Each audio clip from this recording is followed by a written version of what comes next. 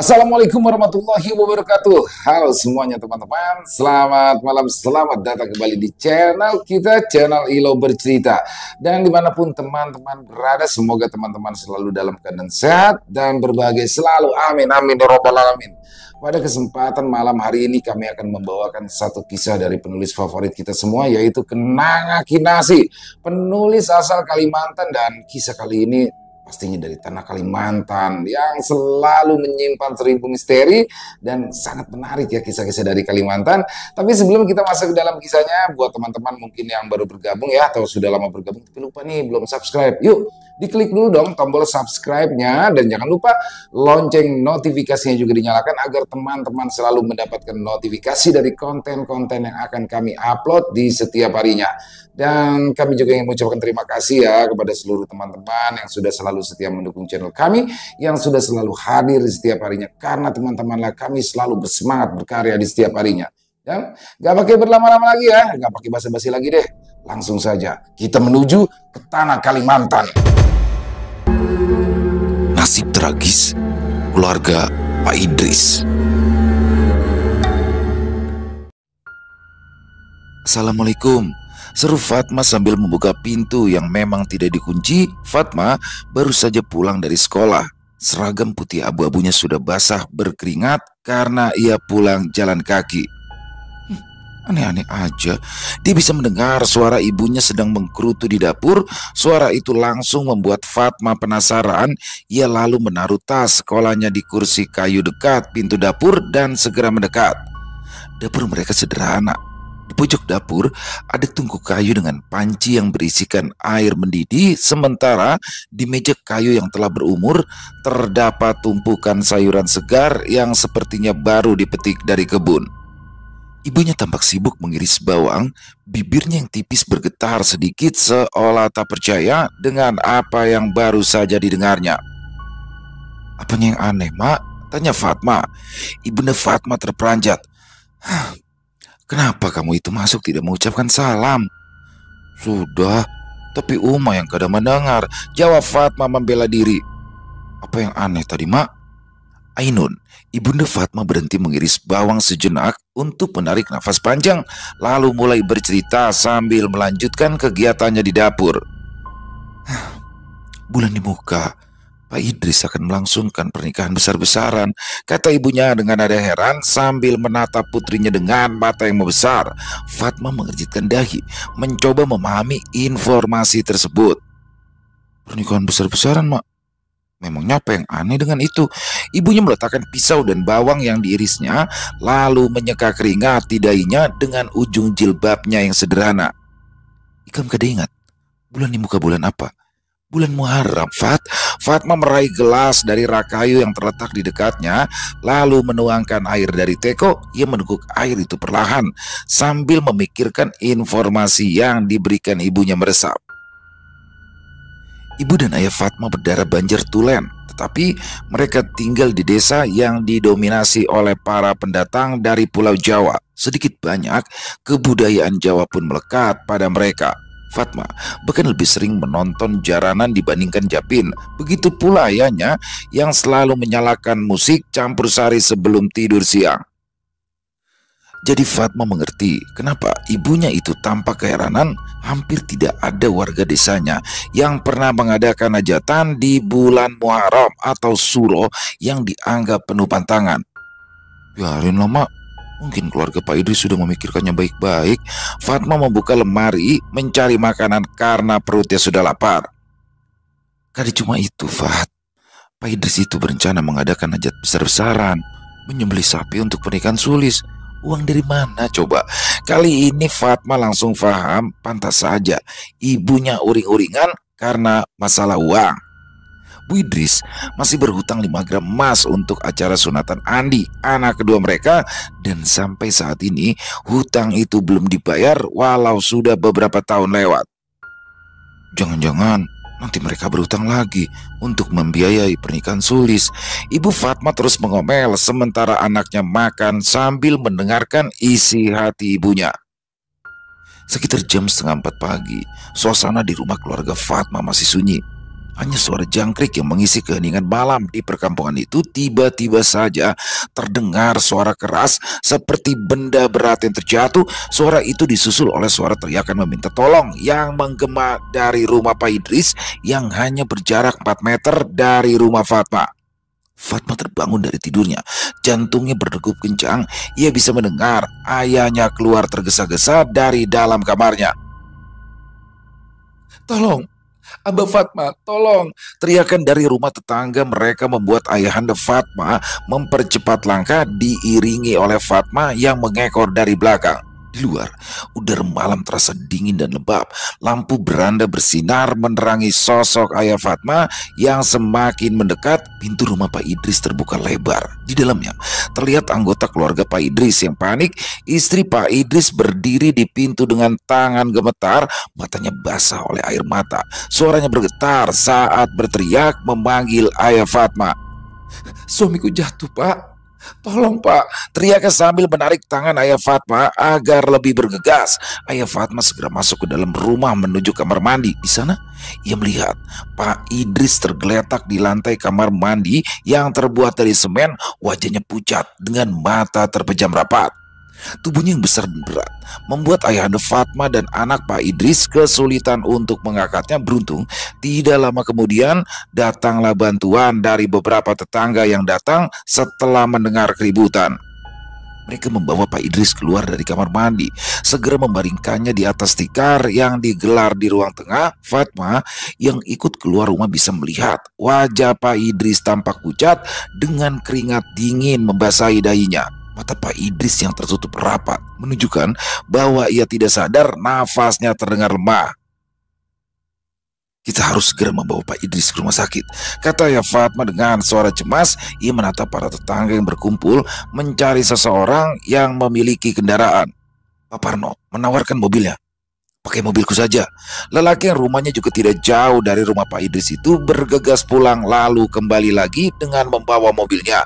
Dengan hati-hati mereka mengangkat tubuh Pak Idris, membawanya menuju mobil Pak Parno yang sudah menyala di halaman rumah. Fatma melihat ibundanya mendekat dengan wajah yang tak kalah cemas. Lantas ibunya berbisik ke telinga Fatma, "Kamu lihat telinga Pak Idris? Apa ada darah keluar dari telinganya?"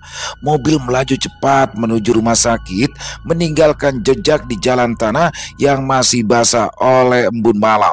Di dalam mobil terdengar lantunan doa dari mulut istri Pak Idris yang terus memohon keselamatan bagi suaminya. Ayah Fatma duduk di samping Pak Parno, punggungnya tegang. Sesekali ia menoleh ke belakang memastikan kondisi Pak Idris yang terbaring lemah. Sementara itu, Fatma dan ibunya tetap tinggal di rumah Pak Idris, menemani anak-anaknya yang gelisah menunggu kabar dari rumah sakit. Mereka duduk di ruang tamu. Tidak ada satupun yang berbicara karena terlalu khawatir kalau melihat lukanya yang cukup parah. Pak Idris tentu harus dirawat cukup lama di rumah sakit, sedangkan anaknya sebentar lagi akan melangsungkan pernikahan. Keesokan harinya, suasana di perkampungan yang biasanya sibuk terasa sedikit lebih sepi daripada biasanya. Panas matahari sangat menyengat sehingga warga malas keluar. Andi, anak kedua dari Pak Idris, sedang bersiap-siap untuk pergi ke rumah sakit. Wajahnya lesu, keningnya terus berkerut sejak tadi pagi. Masih belum ada kabar dari ibunya, sehingga ia memutuskan pergi ke rumah sakit untuk mencari tahu. Dewi, pacar Andi, ikut menemaninya pergi ke rumah sakit. Mereka naik ke atas sepeda motor, lalu berpamitan pada ibunya Fatma yang memutuskan untuk tetap menjaga rumah Pak Idris. Suara mesin motor yang menderu memecah keheningan siang itu ketika Andi mengendarai motor dengan kecepatan tinggi menyusuri jalan berdebu menuju ke rumah sakit. Di serambi rumah Pak Idris, beberapa ibu tetangga berkumpul dan mengobrol dengan suara rendah. Tidak lama setelah Andi berangkat, terdengar dering handphone. Telepon berdering. Fatma bergegas mengangkat handphonenya lalu berkata, "Halo, Bah." Ayah Fatma mengucapkan beberapa kalimat pendek tetapi berhasil membuat wajah Fatma menjadi sedih saat ia mendengarkan suara di ujung telepon. Matanya sayu, tangannya yang memegang handphone mulai bergetar.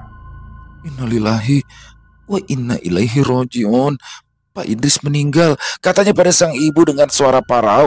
Ia hampir tidak percaya dengan kabar yang baru diterimanya.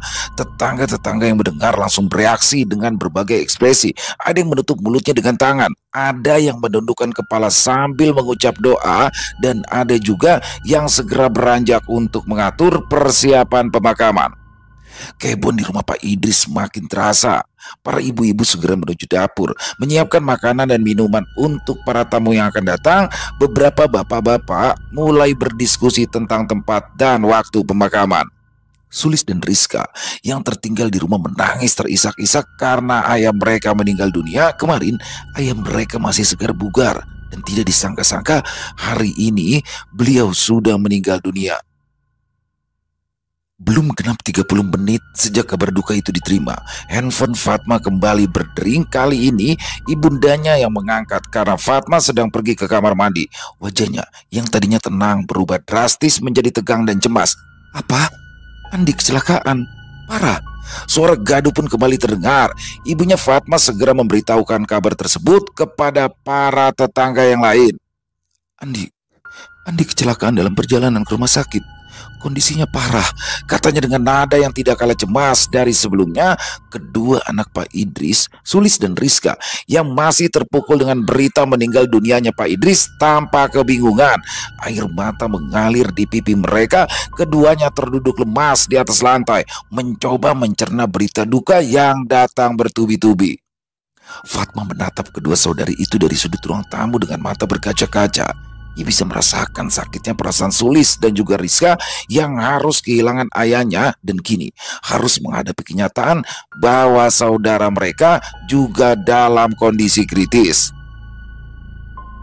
Matahari masih bersinar terik di kampung mereka. Ketika ambulans jenazah Pak Idris akhirnya tiba, para tetangga yang sudah siap sejak tadi segera bergegas keluar rumah menanti kedatangan jenazah dengan penuh duka. Fatma menggandeng tangan Rizka. Dia iba melihat anak yang baru kelas 6 SD itu terus menangis sejak tadi. Fatma pada awalnya ingin menemani Rizka menyambut kedatangan jenazah Pak Idris, tetapi dia tak bisa berjalan lebih jauh. Tubuh Rizka menegang ketika saat pintu belakang ambulans dibuka. Anak kecil itu tiba-tiba saja menjerit ketakutan sambil menunjuk-nunjuk ke arah mobil tersebut. Hantu! Ada hantu, teriaknya keras sambil memeluk tubuh Fatma erat. Para tetangga terkejut. Mereka semua mencoba menenangkan Rizka. Rizka, kamu cuma salah lihat. Gak ada apa-apa di situ, ucap Fatma sambil mengusap punggung Rizka yang gemetar. Namun Rizka bersikeras dengan apa yang dilihatnya tadi. Bujuran kak, ada hantu ganal hilang di dalam ambulans. Hantu besar hitam. Fatma mengalihkan pandangannya ke arah ambulans yang sudah terbuka. Ia sama sekali tidak melihat sosok yang disebutkan Rizka. Akan tetapi tidak urung, bulu kuduknya meremang juga. Terlebih lagi ia sudah tahu sejak dulu Rizka sering melihat penampakan makhluk halus. Jenazah Pak Idris akhirnya dibawa keluar dari ambulans. Setelah dimandikan dan disolatkan di masjid tengah kampung, mereka pun menuju pemakaman. Rizka mengikuti dari belakang. Tangannya terus memegangi baju Fatma sambil sesekali melirik ke arah keranda yang membawa jenazah ayahnya. Jangan takutan, bisik Fatma menenangkan Rizka. Lebih baik kamu mendoakan kubur abamu lapang. Pemakaman Pak Idris berlangsung dengan hikmat. Satu persatu dari mereka pulang. Acara tahlilan pun diadakan seadanya karena Bu Idris masih harus mengurusi Andi di rumah sakit. Beberapa hari kemudian, Andi telah diperbolehkan pulang dari rumah sakit. Wajahnya yang dulu tampan, kini harus dijahit di beberapa bagian. Bahkan, ia harus berjalan dengan menggunakan tongkat. Meskipun begitu, Andi bersyukur karena ia tak meninggal dunia dalam kecelakaan hebat itu. Ketika Andi kembali ke rumah, para tetangga menyambutnya hangat. Walau masih lemah, Andi berusaha tersenyum. Alhamdulillah Andi, kamu sudah bisa pulang, kata Pak Hamid sambil menepuk bahu Andi dengan penuh kasih. Rizka yang melihat kakaknya pulang segera berlari menghampiri. Kak Andi, serunya sambil memeluk Andi dengan erat. Air mata kembali mengalir di pipinya, tetapi kali ini bukan karena ketakutan, melainkan karena rasa syukur yang bercampur lega melihat kakaknya kembali. Andi menggusap kepala adiknya dengan penuh kasih sayang. Dia memang sangat menyayangi adik bungsunya itu. "Ma, bisa bicara sebentar?" Ayahanda Fatma memanggil istrinya yang baru saja pulang dari rumah Bu Idris. Ibunya Fatma menyipitkan mata. Dia bisa merasakan ada masalah dari suaminya yang memanggil-manggil dirinya. "Kenapa, Bah?" "Tadi Bu Idris datang ke sini." Wajah ibunya Fatma semakin masam. Firasatnya benar. "Mau pinjam duit lagi?" "Jangan sinis begitu, Mak. Kamu tahu kalau keluarga Bu Idris itu sedang dapat musibah. Sebagai tetangga, tentunya kita harus saling membantu, kan?"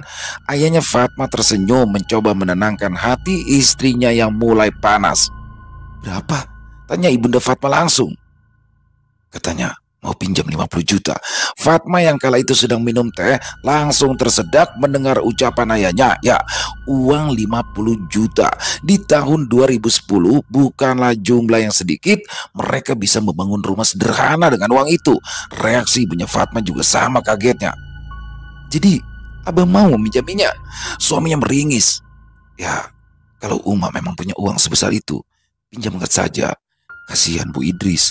Apalagi bulan depan ia mau mengadakan pernikahan si Sulis." Ibunda Fatma mencibirkan bibir. "Mereka itu baru saja kena musibah, tapi masih mau merayakan pernikahan besar-besaran." "Uma ada uang 50 juta tidak? Kalau ada pinjamkan saja. Nanti kita buat surat perjanjian pakai materai supaya Bu Idris tidak ingkar janji." "Kada bisi," jawab ibu Fatma tegas. Ia lalu masuk ke dalam kamar dan membanting pintu keras. Fatma dan ayahnya sama-sama meringis.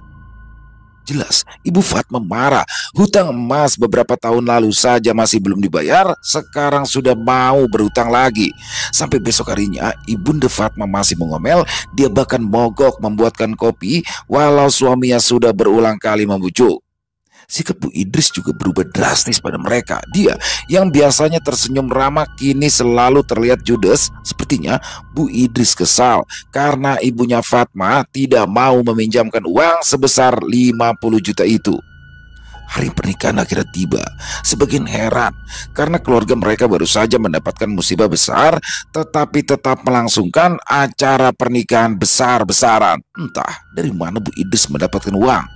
Ada desas-desus kalau ia menjual 1 hektar lahan karet peninggalan suaminya. Ada juga yang mengatakan mereka berhutang pada bank. Beberapa hari sebelum acara dimulai, suasana di rumah Bu Idris sibuk dan ramai. Para ibu-ibu tetangga berkumpul di dekat dapur yang berada di sebelah kamar mandi tempat Pak Idris jatuh. Dapur tidak bisa digunakan untuk memasak. Karena banyaknya yang harus dipersiapkan, mereka memilih memanfaatkan halaman samping yang memang lebih luas, panci besar, wajan, dan berbagai alat masak berjejer rapi di atas tanah. Aroma masakan menguar di udara bercampur dengan bau rempah-rempah yang sedang dihaluskan. Seperti lazimnya para ibu-ibu, mereka saling bercakap-cakap sambil terus memasak. Di antara mereka ada Bu Rahmi yang terkenal suka berbicara dan kadang-kadang ucapannya tidak terkontrol. Sambil mengaduk wajan besar bumbu, ia memulai percakapan yang segera menjadi bahan gosip hangat.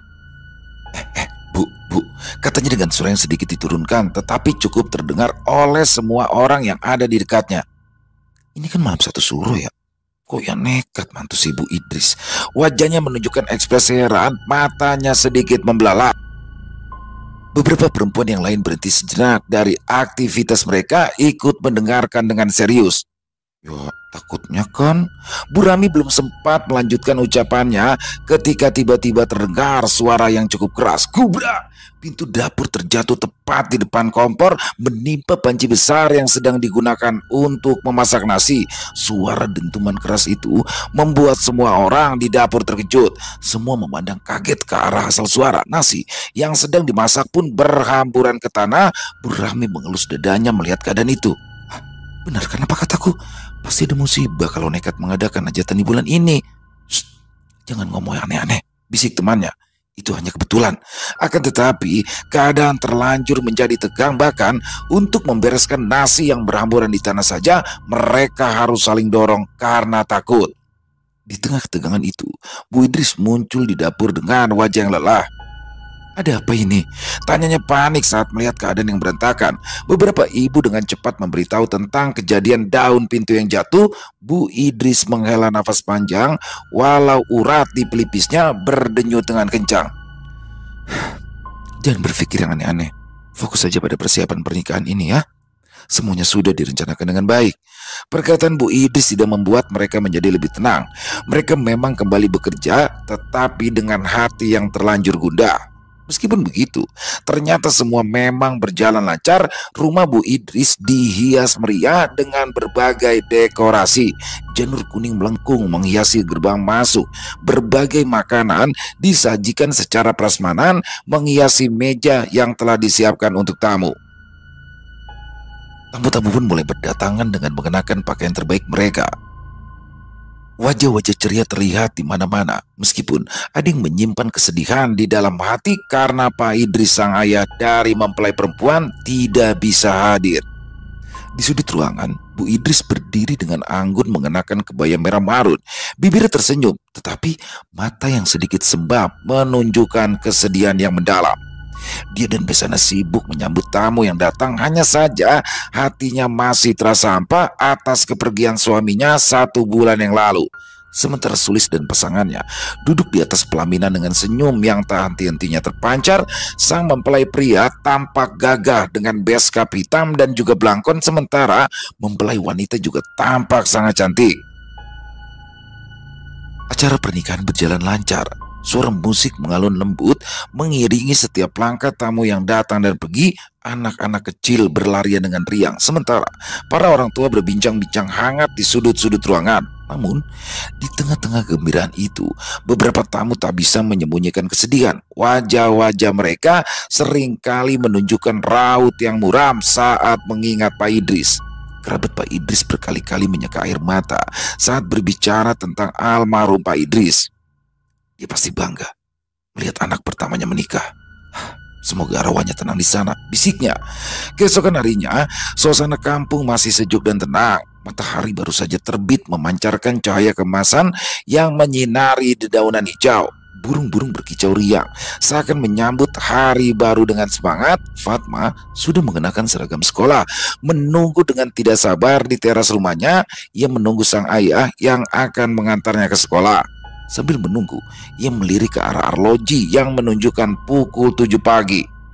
"Abah, cepat, aku bisa terlambat," panggilnya dengan sedikit cemas. "Hadang Stumat, Abah sakit perut," sahut ayahnya dari dalam rumah. Terdengar suara pintu kamar mandi ditutup. Fatma menggerutu pelan. Ya, ayahnya memang selalu seperti itu tiap kali akan mengantarnya ke sekolah. Ada-ada saja hal yang dilakukannya sehingga Fatma selalu hampir terlambat masuk ke sekolah. Fatma berjalan ke arah pagar rumah sambil mengentak-entakkan kakinya. Dia berencana akan menumpang teman sekolahnya saja kalau ada yang lewat di depan rumahnya. Akan tetapi, perhatiannya kini tertuju pada suara raungan motor yang terdengar dari dekat parit. Fatma mengernyitkan dahi karena merasakan ada yang aneh. Ia pun lalu berjalan mendekat ke arah suara tersebut. Astagfirullah, serunya panik. Ketika sampai di dekat parit, Fatma terkejut kala melihat motor Bu Idris berada di pinggir parit dengan mesin yang masih menyala. Motor miring, setengah terjatuh ke dalam parit yang cukup dalam. Jantung Fatma berdetak kencang. Ia segera berlari menuju parit. Matanya membelalak saat melihat Bu Idris tergeletak di dalam sana. Bagian bawah tubuhnya tenggelam dalam air yang hitam. Wajah Bu Idris pucat dan tubuhnya tidak bergerak sama sekali. Terlihat darah mengalir dari lukanya. Sebilah ranting telah menusuk dadanya. "Abah!" teriak Fatma dengan panik. "Bu Idris, bah! Abah tolong!" teriaknya lagi. Suaranya melengking memecah kesunyian pagi itu. Tetangga-tetangga yang mendengar teriakan Fatma segera keluar dari rumah mereka. Ayah Fatma yang keluar dengan tergopoh-gopoh dari dalam rumah segera turun ke parit untuk menolong Bu Idris. Dia dibantu dengan beberapa pria lainnya dan dengan cepat mengangkat tubuh Bu Idris dari dalam parit. Wajah mereka tampak tegang saat menyadari luka serius di dada Bu Idris. Mereka berusaha secepat mungkin berharap Bu Idris masih bisa diselamatkan. Sementara salah seorang di antaranya berlari ke rumah Pak Hamid berniat meminjam mobil untuk membawa Bu Idris pergi ke rumah sakit. Anak-anak Bu Idris menghambur keluar dari kamar. Ketiganya berlutut lemas karena tak menyangka musibah yang terjadi setelah hari bahagia kemarin. Ibunya Fatma berdiri di pinggir parit dengan tangan menutup mulut. Ia terguncang kala melihat tubuh Bu Idris yang kotor ditambah darah yang tidak berhenti mengalir. Ya Allah, apa yang terjadi? Bisikan dengan suara bergetar. Saat tubuh Bu Idris berhasil diangkat dari dalam parit dan diletakkan di pinggir jalan, ayah Fatma segera memeriksa denyut nadi Bu Idris, lantas wajahnya berubah muram. Innalillahi wa inna ilaihi rajiun. Dia sudah meninggal, kata Pak Arif dengan suara parau. Matanya menatap sedih ke arah tubuh Bu Idris. Rizka yang berdiri di dekatnya merasa seolah-olah dunia runtuh di sekelilingnya. Ia jatuh pingsan sehingga warga semakin geger. Tetangga yang berada di tempat kejadian mencoba menenangkan Sulis dan Andi, meski mereka sendiri juga merasa sangat terpukul karena musibah itu. Mobil pamit datang, sempat terjadi perdebatan. Apakah sebaiknya Bu Idris dibawa ke rumah sakit atau langsung dimakamkan? Akhirnya Sulis angkat suara. Dia mengambil keputusan agar ibunya tidak dibawa ke rumah sakit. Keputusan Sulis pun segera diikuti oleh Andi, adiknya. Para tetangga pun setuju. Mereka segera mempersiapkan pemakaman perempuan yang meninggal secara tragis itu. Kabar meninggal dunianya Bu Idris sungguh mengejutkan warga. Sulit untuk dipercaya, perempuan yang kemarin terlihat bahagia karena putri sulungnya menikah ternyata sudah tiada. Semua warga kampung datang berbondong-bondong. Tenda pernikahan belum sempat dibongkar, kini sudah berganti dengan tenda duka cita. Jenazah diurus dan dimakamkan dengan baik. Malam harinya, warga laki-laki pun kembali berkumpul untuk menghadiri tahlilan. Malam itu, bulan bersinar terang di langit. Kampung yang sepi mendebarkan cahaya keperakan yang menerangi jalan-jalan berdebu. Di gerbang kampung terlihat Fajri yang baru saja kembali dari kota setelah beberapa hari menginap di sana untuk urusan kerja. Ia mengendarai motornya perlahan sambil menikmati udara malam yang sejuk dan segar. Dan saat akan memasuki jalan utama kampung, Fajri melihat sosok perempuan berjalan seorang diri di pinggir jalan. Fajri mengenal sosok itu, ya Bu Idris. Ia merasa heran sekaligus khawatir kala melihat Bu Idris berjalan sendirian malam-malam seperti ini. Tanpa berpikir panjang, Fajri memperlambat laju motornya dan berhenti di dekat Bu Idris. Di kampung memang sudah biasa membonceng kenalan mereka yang lewat tanpa merasa sungkan. Bu Idris, mau kemana malam-malam begini? Ayo, mari saya antar, tawarnya ramah. Bu Idris, mau kemana malam-malam begini? Ayo, mari saya antar, tawarnya ramah. Bu Idris pun hanya mengangguk pelan tanpa berkata apa-apa. Wajahnya terlihat pucat di bawah sinar rembulan. Kedua matanya tampak sayu. Fajri merasa ada yang aneh, tapi ia tak mau berpikiran buruk. Ia lalu menggeser posisi duduknya sedikit ke depan demi memberi ruang bagi Bu Idris untuk duduk berboncengan. Selama perjalanan, Fajri mencoba mengajak Bu Idris berbicara. Tadi ada yang dicari, Bu. Kok berani sendirian keluar malam begini? Mencari orang, jawabnya pendek. Orang? Orang siapa, Bu? Si Rizka masih belum pulang, tanya Fajri yang penasaran. Rizka biasanya memang bermain di rumah tetangga sampai malam hari. Bu Idris tidak menjawab. Selanjutnya hanya terdengar derum mesin motor yang melaju di jalanan kampung yang sunyi. Setelah beberapa menit, Fajri mendengar suara isak tangis pelan dari belakang. Ia melirik ke kaca spion dan melihat Bu Idris menundukkan kepala sambil menangis terisak-isak. Bu, pertanyaan saya tadi, ada yang salah ya? Fajri langsung merasa tidak enak, apalagi kala mendengar tangisan penumpangnya yang semakin bertambah jelas. Fajri mempercepat laju motornya agar segera sampai di rumah Bu Idris supaya wanita itu bisa menjadi lebih tenang setelah sampai di rumah. Dan saat tiba di depan rumah Bu Idris, Fajri terkejut kalau melihat rumah itu tampak ramai. Banyak laki-laki berkumpul menggunakan pakaian muslim. Seluruh rumah bermandikan cahaya karena banyaknya lampu yang dipasang di sekeliling rumah. Beberapa orang yang tidak kebagian tempat di dalam terpaksa duduk di atas tikar yang telah dihamparkan di halaman. Bu, kita sudah sampai. Sepertinya sedang acara ya, Bu. kata Fajri sambil menoleh ke belakang. Dan alangkah kagetnya Fajri ketika ia menoleh bahwa Bu Idris sudah tidak ada lagi di boncengan motor yang tadinya berat kini terasa ringan, seakan-akan Bu Idris menghilang begitu saja. Wajah Fajri berubah pucat, matanya membesar karena kaget. Apa jangan-jangan Bu Idris jatuh di jalan? Fikirnya panik. Keringat dingin mulai menetes di dahi saat ia membayangkan Bu Idris benar-benar terjatuh. Dia segera memutar kendaraannya lagi untuk mencari Bu Idris yang mungkin terjatuh di jalan. Ia sampai bolak-balik 2 kali, tetapi ia tidak menemukan sosok yang mirip Bu Idris.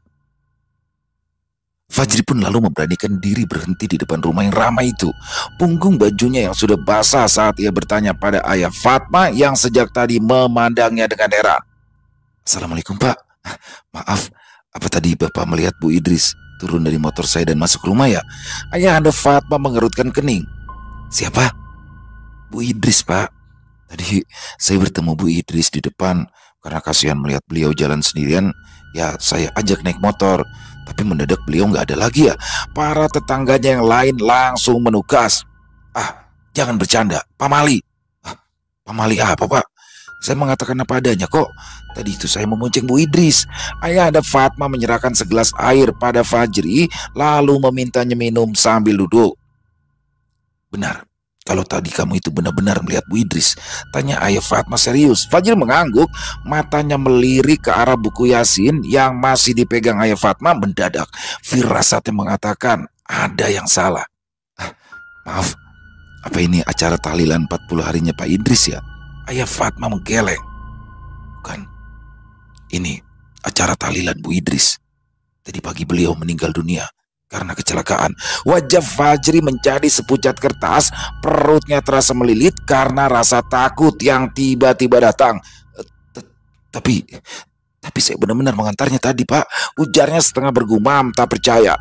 Orang-orang di sekitaran mulai berbisik-bisik, beberapa di antaranya pun ikut ketakutan. Kamu yakin itu Bu Idris? Ya mungkin orang lain yang mirip dengannya. Kamu bisa saja salah lihat karena kan malam seperti ini. Fajri menggeleng kuat. Ia sudah sangat mengenal Bu Idris seumur hidupnya, apalagi rumah mereka juga tidak terlalu jauh. Mustahil kalau Fajri sampai salah mengenali orang. Pak, maaf Pak, bisa tolong antarkan saya pulang Pak, bisik Fajri pada ayah Fatma. Saya takut pulang sendiri Pak. Ayah Fatma menatapnya kasihan. Permintaan Fajri pun dipenuhinya setelah acara tahlilan selesai. Sementara itu di rumahnya, Fatma sudah berbaring di tempat tidur sambil berusaha memejamkan mata setelah hari yang penuh dengan kejadian mengejutkan. Ibunya baru saja pulang dari bantu-bantu di rumah Bu Idris. Sepertinya sang ibu juga kelelahan karena suara dengkurannya terdengar sampai ke kamar Fatma. Mata Fatma terbuka lebar. Jendela depan rumah Fatma seperti sedang dilempari kerikil. Ia tersentak bangun, tapi buru-buru menarik selimutnya lagi. Seluruh tubuhnya tertutupi selimut. Meski begitu tubuhnya masih gemetar ketakutan. Di balik selimut dia bisa mencium aroma busuk yang membuatnya bergegas menutup hidung. Semula Fatma berharap jika itu adalah ulah ayahnya yang iseng, akan tetapi bau yang semakin busuk membuatnya yakin itu bukan ayahnya. Siapa itu? Tulang punggung Fatma terasa disiram es kala mendengar suara ibunya. Ia ingin berteriak memperingatkan ibunya agar tidak mempedulikan suara itu, tetapi suara Fatma tidak keluar. Ia sudah mencoba berbicara, bahkan berteriak, namun yang keluar hanyalah desahan pelan. Suara ketukannya kembali terdengar. Hadang Stumat, gerutu ibunya dengan suara mengantuk. Mereka memang punya toko kelontong kecil-kecilan yang dijalankan Ibunda Fatma untuk mengisi waktu luang. Kadang ada saja pembeli yang datang berbelanja di tengah malam karena kebutuhan yang mendesak. Namun Fatma yakin sosok yang menunggu di depan pintu itu bukan salah satu pelanggan ibunya. Tubuh Fatma semakin menggigil saat ia mendengar suara kaki ibunya menginjak lantai, disusul oleh suara grendel pintu dibuka. Kepala Fatma pening berat seperti kena hantaman saat bau busuk masuk dengan leluasa seiring pintu yang dibuka lebar.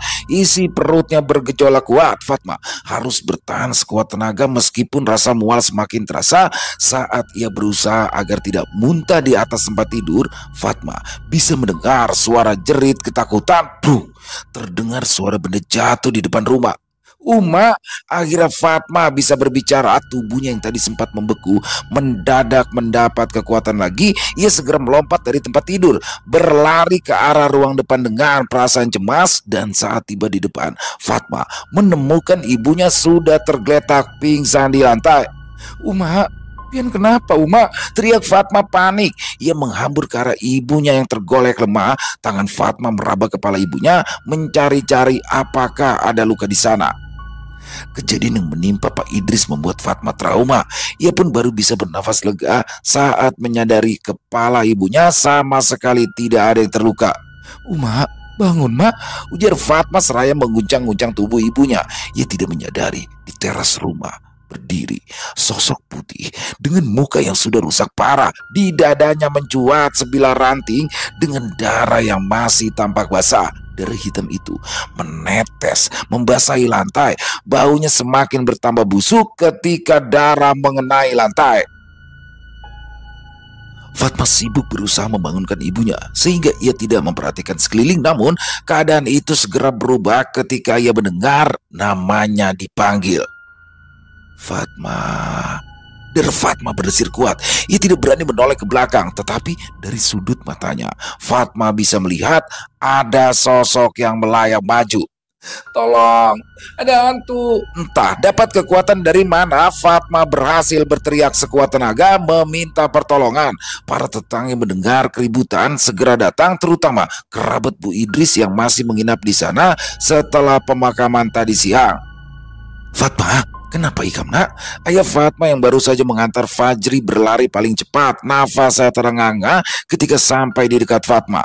Fatma menjerit histeris sambil menunjuk-nunjuk sosok yang tadi dilihatnya. Butuh waktu cukup lama untuk menenangkan Fatma bahwa tidak ada apa-apa di sana. Namun kesaksian Fatma serta keterangan yang diberikan ibunda Fatma setelah sadar dari pingsannya berhasil membuat warga geger. Ditambah lagi dengan kejadian yang baru saja dialami oleh Fajri, warga mengambil kesimpulan jika arwah Bu Idris tidak tenang di dalam kubur. Kisah tentang Bu Idris yang bergentayangan di malam kematiannya dengan cepat menyebar di kampung itu membuat setiap orang merasa cemas. Terlebih lagi semakin banyak saja orang-orang yang melihat penampakan Bu Idris. Ibu Rahmi yang tinggal tidak jauh dari rumah Bu Idris menceritakan pengalamannya di warung Ibu Fatma. Di malam naas itu, dia yang sudah tidak bisa menahan hajat terpaksa minta ditemani suaminya ke WC. Dia sudah mewanti-wanti suaminya agar menjaga di depan pintu WC dan jangan sampai meninggalkannya. Namun siapa sangka penampakan Bu Idris justru berada di dekat bak air yang digunakan Bu Rahmi untuk cebok. Detik itu juga Bu Rahmi berteriak keras sambil menerobos keluar dari pintu WC tanpa sempat membersihkan diri. Dia berlari masuk ke kamar. Diabaikannya sang suami yang mengomel karena badan Bu Rahmi yang masih kotor. Bukan hanya Bu Rahmi yang dihantui, masih banyak warga lain yang mengalami hal serupa. Seisi kampung menjadi resah. Mereka juga mulai memandang anak-anak Bu Idris dengan tatapan sinis. Ada yang mengatakan itu adalah tulah karena Bu Idris nekat menikahkan anaknya di bulan Suro. Namun tidak semua orang sependapat. Sebagian lagi curiga Bu Idris bergentayangan karena ada sesuatu yang masih menahannya. Rata-rata orang yang bertemu hantu Bu Idris itu sempat mengutangi dia, ujar ibunda Fatma pada suaminya. Ayah Fatma mengerutkan kening sementara Fatma langsung menyambar. Jadi Bu Idris gentayangan karena utang yang belum dibayar ya mak? Ibunya mengangkat bahu. Bisa jadi karena yang namanya hutang itu harus dilunasi Fat. Apalagi hutang Bu Idris itu jumlahnya sampai puluhan juta. Jangan sembarangan bergosip. Ayah Fatma menegur anak dan istrinya. Lain gosip ini bah, tapi memang benar begitu. Coba abah ingat lagi, Si Fajri yang pertama kali diganggu arwah Bu Idris itu sempat mengeluh karena waktu Bu Idris masih hidup, dia sempat berhutang 1 juta gasan membaiki dapur. Ayah Fatma diam karena ia memang tak tahu menahu tentang hal tersebut. Si Rami juga, arwah Bu Idris berhutang gasan manukar sapi pas pengantinan Sulis. Tapi belum lagi sempat membayar hutang, Bu Idris sudah meninggal. Ibunda Fatma menatap sengit pada suaminya. Dan Abah juga pasti ingat kan, kalau Bu Idris ada hutang lawan kita. Orangnya sudah meninggal, Mak. Ikhlas kan, Gin? Ujar ayah anda Fatma pelan. Mana bisa? Emas yang dipinjam Bu Idris itu dibeli dari keuntungan warungku selama 1 tahun, Abah. Aku kada ikhlas. Hasil usahaku dimakan Bu Idris yang suka berhutang tapi kada mau membayari itu. Ibunya Fatma merengut pada suaminya yang seenak saja menyuruhnya mengikhlaskan emas yang dipinjam mendiang Bu Idris. Terus mau menagih lawan siapa? Menagih hutang kantunya. Baru saja ayah Fatma selesai berbicara, tiba-tiba saja panci yang menggantung di paku dinding terjatuh dengan keras. Ketiga orang itu memandang ke arah paku yang masih menancap kuat di dinding. Malam itu juga tidak ada angin, jadi mustahil panci terjatuh dengan sendirinya, kecuali ayah Fatma langsung menyuruh anak istrinya masuk ke kamar. Ayo, sudah malam. Sedang sudah kita guringan. Mereka bertiga tidur berjejalan di atas ranjang sejak kejadian ibunya pingsan karena teror penampakan hantu Bu Idris. Fatma memang tak berani lagi tidur seorang diri. Keesokan harinya, ayah Fatma menemui Sulis sebagai anak tertua dari keluarga Idris. Ayah Fatma berbicara pelan-pelan agar perempuan muda itu tidak tersinggung. Sulis memang tidak tersinggung. Dia bahkan menangis keras saat ia tahu jika ibunya memiliki banyak hutang yang belum terbayar. Selama ini, Bu Idris tidak pernah bercerita mengenai hutangnya sehingga Sulis berpikir kehidupan mereka baik-baik saja walau hanya mengandalkan kebun karet tua. Sulis pun berterima kasih karena sudah diberitahu kenyataan yang sebenarnya. Bahkan ia meminta tolong kepada ayah Fatma untuk membantu menjual kebun dan rumah yang didiaminya untuk membayar semua hutang yang ditinggalkan kedua orang tuanya.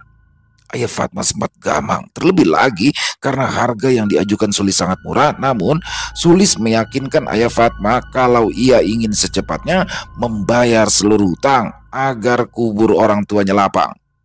Tidak butuh waktu lama, tanah dan kebun itu pun laku terjual. Seluruh hutang yang ditinggalkan oleh Bu Idris terbayar lunas oleh Sulis. Sisanya digunakan Sulis untuk menyewa rumah di kota bersama suaminya. Ia juga mengajak Andi dan Rizka pindah ke kota. Dan setelah semua hutang itu dibayar, penampakan mirip Bu Idris pun tidak pernah terlihat lagi. Selesai. Wow, luar biasa kisah dari Kenanga Kinasi. Ini bagaimana seorang keluarga, dan ini relate banget ya, relate banget teman-teman. Pastinya di sekitaran teman-teman juga banyak ya terjadi hal seperti ini. Jadi gini, kalau memang ada orang yang berhutang sama kita, ingin berhutang sama kita dan hutangnya itu untuk keperluan mendesak ataupun terutama untuk makan ataupun biaya pengobatan ya, itu kita pasti upayakan kan ya. Tapi ini pasti ada nih di sekitaran teman-teman, ada orang ataupun keluarga yang hobinya berhutang tapi untuk sesuatu yang sifatnya tuh foya-foya, seperti keluarganya Pak Idris ini ya. Belum lama dia meminjam uang untuk acara hajatan sunatan anaknya, dan belum lama setelah itu dia akhirnya mau minjem lagi nih untuk acara pernikahan anaknya, dan jumlahnya cukup fantastis ya di situ ya, 50 juta. Aduh, jadi inilah teman-teman, masalah hutang ini yang selalu mempersulit segala sesuatunya, termasuk salah satunya adalah menyumbat lubang rezeki. Yang hutangnya apa? Kalau kita emang belum punya uang, it's okay, nggak masalah. Tapi kadang-kadang ada orang yang sudah punya uang tapi nggak mau bayar utang. Dan kalau dalam jumlah besar seperti itu, apalagi 50 juta, ada baiknya memang disertai dengan apa namanya, surat ini ya, surat perjanjian hutang piutang. Dan kalau bisa sih saya lebih suka sih kalau dalam hutang piutang begitu dalam berbentuk barang ya, contoh dalam bentuk emas. Karena gini, 50 juta di tahun ini itu akan berbeda nilainya di 5 tahun mendatang ya, ataupun apalagi 10 tahun. Jadi kan orang bayar 50 juta ini nggak mungkin langsung kan ya, biasanya lama. Dan itulah kadang-kadang, tapi kalau emas itu kan apa namanya, kita pinjemin emas nih misalkan 10 gram, ya besok dia balikinnya lagi emas 10 gram, itu nilainya sama. Kalau saya sih lebih kepada situ ya, kalau memang ada Jadi banyak sekali hikmah yang bisa kita ambil dalam kisah barusan, bagaimana keluarga Pak Idris mendapat musibah secara beruntun, dan di endingnya bagaimana Bu Idris harus secara mengenaskan meninggal dunia, dan bahkan sosok yang menyerupai Bu Idris ini meneror warga sekitar, yang mana alhamdulillahnya setelah hutang-hutangnya dilunasi sama anak-anaknya selesai semua. Ya alhamdulillah ya, keluarga Pak Idris memiliki anak-anak yang berbakti, yang mau open ya, yang mau tahu tentang keluarganya. Di sini sebenarnya anak-anaknya nggak salah, anak-anaknya nggak tahu menau, tapi begitu tahu langsung dijual rumahnya, dijual kebunnya untuk melunasi hutang ayah dan ibunya. Luar biasa sekali.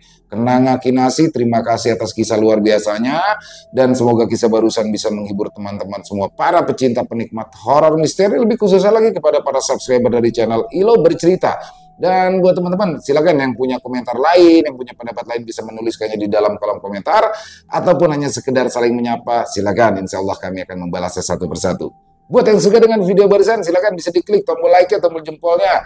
Dan buat yang belum subscribe, yuk diklik tombol subscribe. Jangan lupa lonceng notifikasinya dinyalakan agar teman-teman selalu mendapatkan notifikasi dari konten-konten yang akan kami upload selanjutnya. Untuk channel Ilo Bercerita kami upload setiap hari teman-teman ya, setiap malam jam 9 malam waktu Indonesia bagian Barat atau jam 21.00 waktu Indonesia bagian Barat. Yuk buat teman-teman mungkin yang punya kisah horor misteri ya, apabila mungkin berkenan dibawakan di channel kami, silakan bisa mengirimkannya ke nomor telepon yang ada di sini, dan bebas ya, dalam bentuk tulisan boleh, dalam bentuk rekaman suara boleh, pokoknya senyamannya teman-teman aja. Buat teman-teman yang sudah mengirimkan kisah, kami ucapkan terima kasih. Di akhir kata, saya Ilo mengucapkan permohonan maaf apabila mungkin dalam pembawaan kisahnya barusan ada kata-kata saya yang salah, ataupun ada kata-kata saya mungkin yang kurang berkenan. Saya mohon dibukakan pintu maaf yang seluas-luasnya. Dan sampai berjumpa lagi di konten-konten kami selanjutnya yang pasti tidak kalah serunya, yang pasti tidak kalah horornya.